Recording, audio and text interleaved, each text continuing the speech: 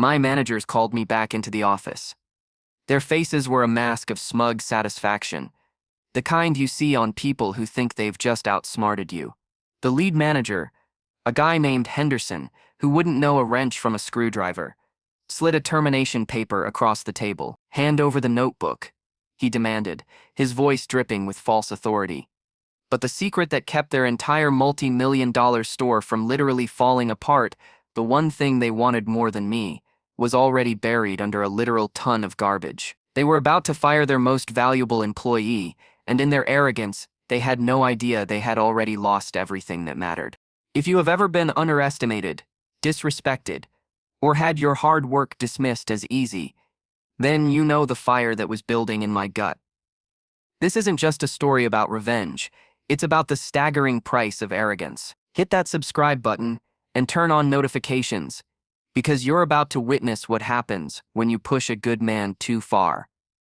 Like this video, and let's dive into the day a big box store learned a $30,000 lesson in respect. The story starts a few years ago, not long after the Great Recession. I was working at one of those massive, big box stores that sells everything from baseball bats to bananas. Let's call it Balmart. For 15 years, I was their maintenance guy. Just MG to most folks. And I wasn't just a guy who pushed a broom. I was the ghost in the machine, the silent force that kept the entire place from descending into chaos. Most people don't think about the infrastructure of a place like that. They just expect the lights to be on, the floors to be clean, and the freezers to be, well, freezing. They don't see the guy who comes in at 5 a.m. to check the HVAC system, because he knows the third floor unit has a belt that squeaks if the humidity is over 6. They don't see the guy who knows that shopping cart 1072 has a wobbly wheel that needs a specific kind of washer, or that the automatic door on the west entrance has a sensor that gets buggy on cloudy days. I knew those things. I knew all of those things. I was part of a 3-man crew, and together, we were the store's immune system. We were good at our jobs, and we took pride in them. But in the cold, sterile world of corporate spreadsheets, pride and expertise don't show up in the profit column. People do. Specifically, their salaries. So, management decided to optimize. That was the word they used, optimizing. In a cold 5-minute meeting, they announced they were letting go of the other 2 maintenance guys. 2 good men, with families who had been my partners for over a decade. Just like that, our team of 3 became a team of 1. They smiled and told me what a great opportunity this was for me to step up. I knew what it was. It was an attempt to make 1 man do the work of 3 for the price of 1. For 6 agonizing months, I tried. I ran myself into the ground. I'd start with the critical systems, the refrigerators, the electrical panels, the plumbing, and by the time I was done, a dozen other things were already breaking. The store was a living, breathing beast, and it was constantly trying to die. My job was to keep it alive, and now I was fighting a losing battle. But the real problem wasn't the workload. It was the coordinating. You see, to help me, they hired a revolving door of part-time teenagers to handle cleaning and collecting shopping carts. And management, in their infinite wisdom, decided that my primary job was no longer maintaining the store's vital organs, but coordinating these kids. Coordinating was a nightmare. It meant spending hours chasing down a kid who was supposed to be cleaning the bathrooms, but was actually hiding in the stockroom on his phone.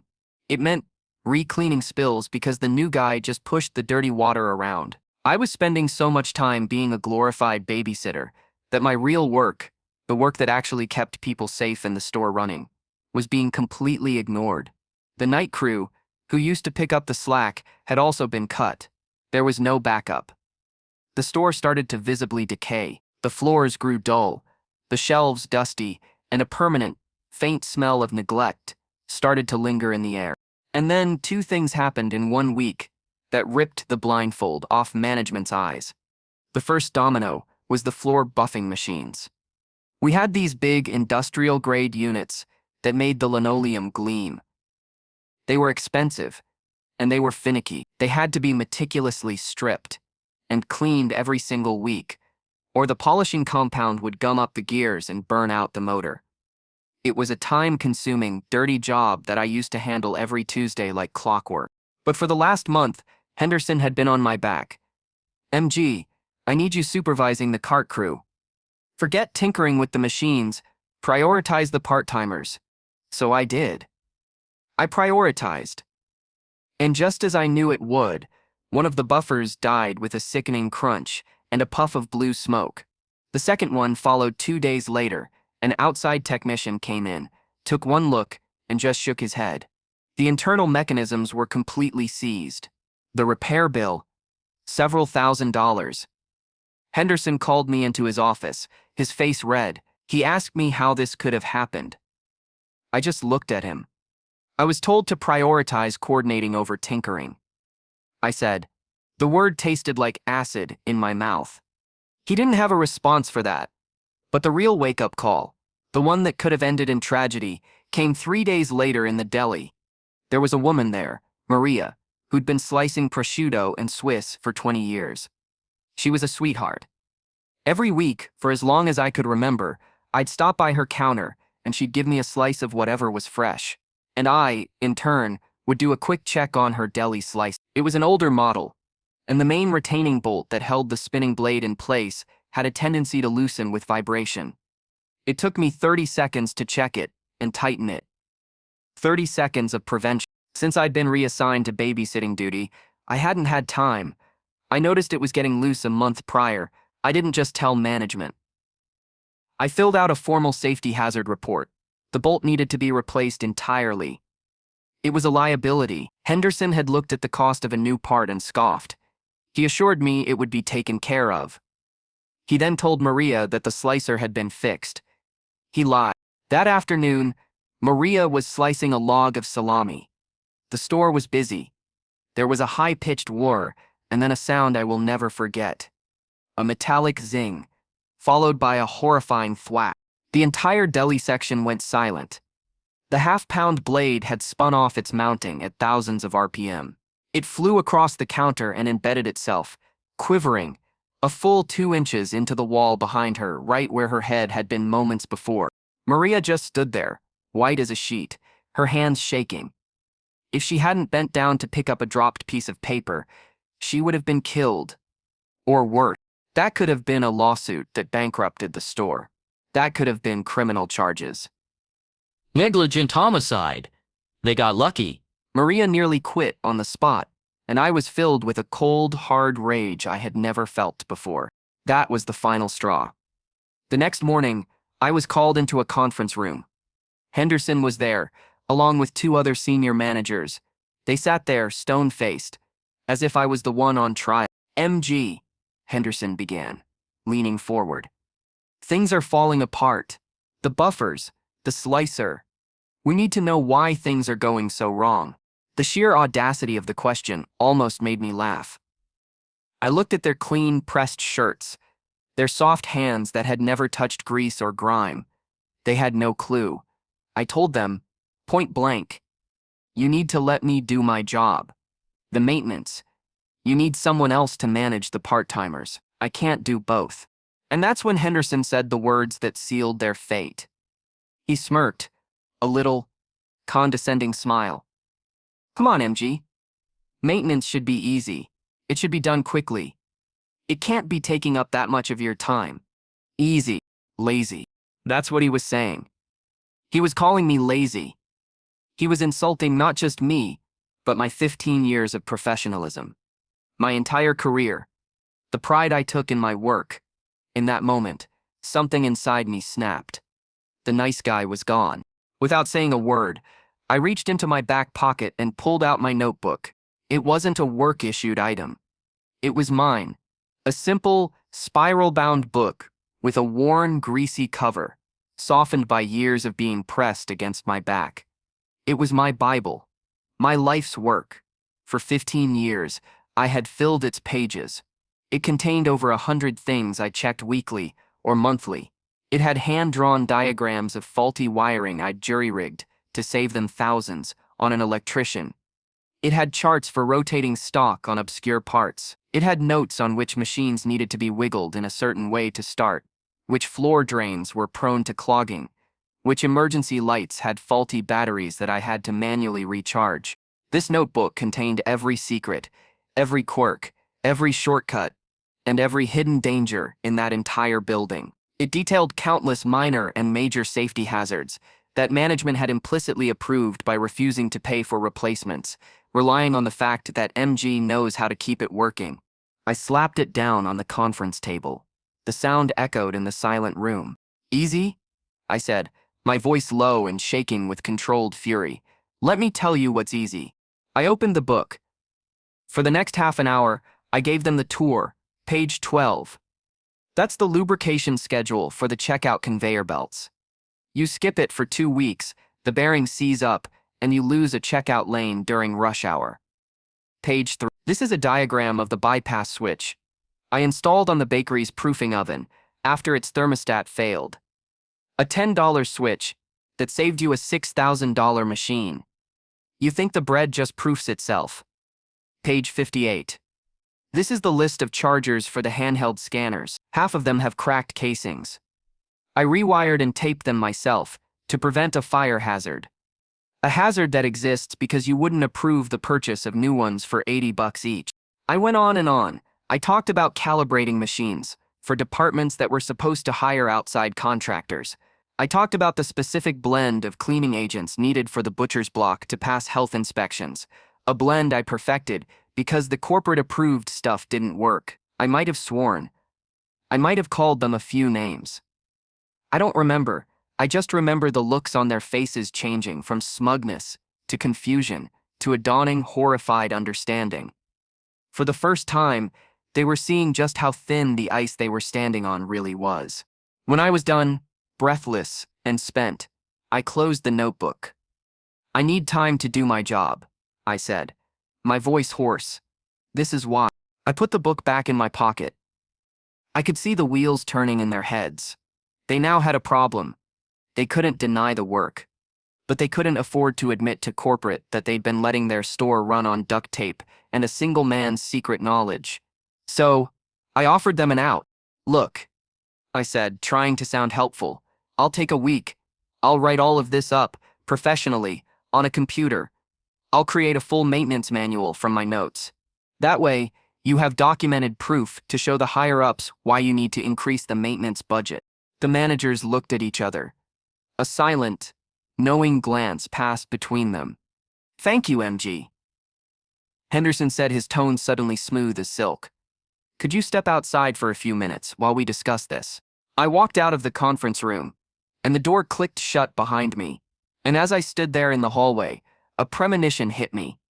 It was cold and sharp and absolutely certain. They weren't discussing how to use my manual to justify my job. They were discussing how to get my manual without me. I saw their plan laid out in my mind, as clear as day. They would take my notebook, my 15 years of accumulated knowledge, fire me for insubordination, and hand my life's work to some cheap part-timer to follow like a paint-by-numbers instruction sheet. They'd get all the benefit of my expertise without my salary, my benefits, or my bad attitude. My heart started pounding, not with fear, but with a sudden, icy clarity. I turned on my heel and walked, not to the break room, but straight to the stock room in the back. I walked past the towering shelves of inventory to the loading dock, where the giant greasy garbage compactor sat humming. With a strange sense of calm, I took the notebook from my back pocket. I looked at it one last time. The soft, worn cover, the pages filled with my own handwriting. It was my legacy in this place, and I was about to give it a proper burial. I tossed it into the deep, dark maw of the compactor. It landed with a soft thud. For good measure, I grabbed the heavy trash bins from around the stockroom and emptied them in on top of it, burying my notebook under a mountain of cardboard, plastic wrap, and store refuse. Then, I hit the big green button. The hydraulic ram roared to life, and with a deafening groan, it crushed my 15 years of work into a dense, unrecoverable block of garbage. I felt nothing. And everything. All that information was still in my head. But the physical key, the one they so desperately wanted, was gone forever. A few minutes later, a part-timer came to get me. "They're ready for you." I walked back into the conference room. The three of them were sitting there, looking like cats that had just cornered a canary. Henderson didn't even ask me to sit down. "MG," he said, barely containing his glee. "Due to the level of insubordination you displayed earlier, we've decided to terminate your employment. Effective immediately." He pushed the paperwork towards me. "As soon as you surrender your company property, your badge, your box cutter, and your notebook, you will be escorted from the building." They were treating me like a criminal. They wanted to humiliate me. I took off my badge and unclipped the cutter from my belt. I placed them gently on the table. "Here's my badge and the cutter," I said calmly. Henderson looked at my empty hands. "And the notebook." It wasn't a question. It was an order. I met his gaze. "Oh, that," I said, with a hint of a shrug. I threw it in the compactor. Silence. You could have heard a pin drop. The three managers just stared at me. Their smug expressions melted away, replaced by pure, unadulterated shock. Henderson's jaw literally dropped. You, what?" One of the other managers stammered, his eyes wide. "Why in God's name would you do that?" Henderson finally managed to choke out. And here, I delivered the line that was the cherry on top of the entire beautiful disaster. I gave them the most innocent, helpful look I could muster. "Well, you asked me to write everything up on the computer," I said reasonably. "I have it all up here." I tapped my temple. "So I figured I was done with the rough draft. Just tidying up." The blood drained from their faces. The full weight of what had just happened crashed down on them. Their perfect, cheap, elegant plan had just been obliterated by the roar of a garbage compactor. They had the terminated employee, but not the knowledge. They had the car, but I had just walked away with the only key. Panic set in. The managers started looking at each other. A frantic, silent conversation happening in their darting eyes. They had fired the one person who could fix their problem. Then, one of them had a desperate, brilliant idea. Wait, he said, standing up. "Mike, MG, let's not be hasty. We can rescind the termination. Yes, you're unfired, just for long enough to, write up that information for us before you go." They were offering me the chance to be unfired, just long enough to hand them the weapon they wanted to use against me, and then be refired. The sheer pathetic desperation was the most satisfying thing I had ever witnessed, and I laughed. It wasn't a mean laugh. It was a deep, genuine, and utterly liberating laugh that came from the bottom of my soul. The laugh of a man who had been pushed, and pushed, and pushed, and had finally pushed back with devastating precision. "No, thank you," I said, still smiling. I turned and walked out of that room, and for the first time in a year, I felt like I could breathe again. I walked out with my head held high, as they trailed behind me like lost puppies, all the way to my car, to make sure their last best hope didn't somehow drive away with company property. I ran into one of my old, non-management coworkers a few years later. The fallout was even worse than I imagined. He estimated the store had to spend at least $20,000 or $30,000 in the first year alone, replacing equipment that I had kept running on life support for years past its expiration date. The new maintenance guy they hired was completely lost, and the store's condition and safety record plummeted. Was everything I did perfectly by the book? No. Taping broken chargers together was probably a fire hazard, but it was a hazard born from a management culture that never complained when a cheap fix saved them thousands of dollars. They created the system they depended on, and then they insulted the man who ran it.